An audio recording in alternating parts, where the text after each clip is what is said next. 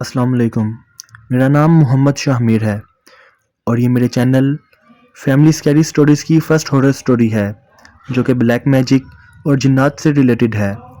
اگر آپ اکیلے ہیں اور آپ کو ایسی سٹوریز سے ڈر لگتا ہے تو آپ آیت الکرسی پڑھ لیں، کیونکہ کہا جاتا ہے جب ایسی چیزوں کا ذکر ہوتا ہے تو یہ چیزیں بڑے شوق سے سنتی ہیں۔ پاکستان کے ایک پرانے شہر کے باہر کچے راستے کی آخر پر ایک پرانا گھر تھا جسے لوگ صرف بند گھر کہتے تھے۔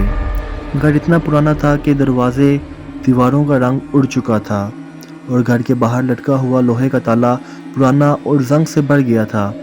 لوگ کہتے تھے کہ اس گھر میں رات کے وقت عجیب چیزیں ہوتی ہیں اور کوئی بھی انسان اگر رات کے 3 بجے اس گلی سے گزرتا تو اس کا دل زور سے دھڑکتا۔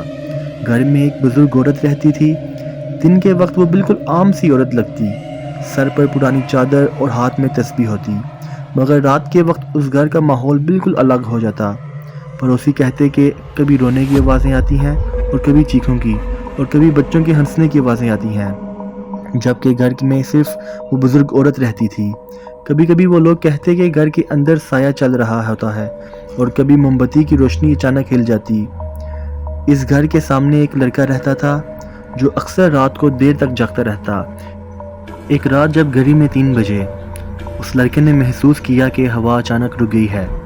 گلی بالکل خاموش تھی، نہ پتے ہل رہے تھے اور نہ کتے بھونک رہے تھے۔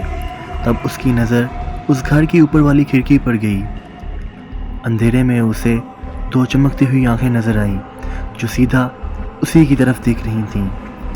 اس لڑکے کا دل زوروں سے دھڑکا اور اس کی سانس جیسے رک سی گئی ہو۔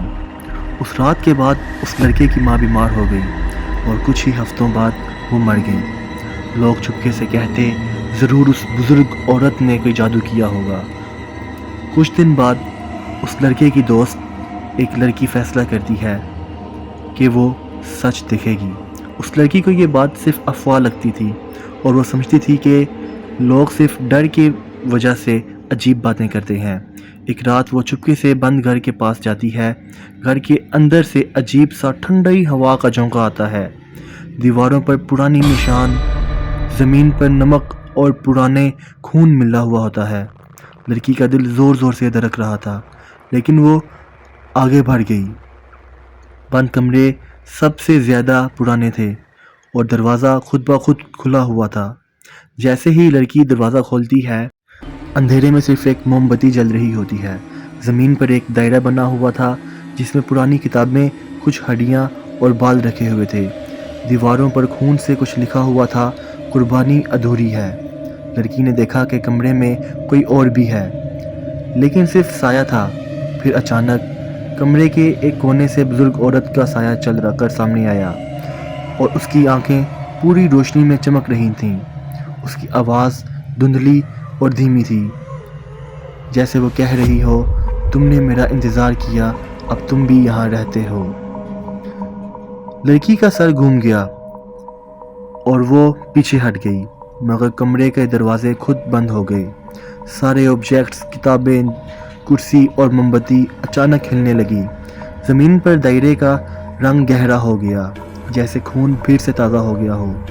ہوا میں سے سرسراہٹ اور چیخ آتی رہی۔ لڑکی نے دیکھا کہ ایک چڑیل کا چہرہ اندھیرے سے سامنے آ گیا۔ اس کے بال ہوا میں اڑ رہے تھے اور آنکھیں پوری طرح لال تھی۔ لڑکی نے چیخنا چاہا مگر آواز اس کے گلے سے نہیں نکل رہی تھی۔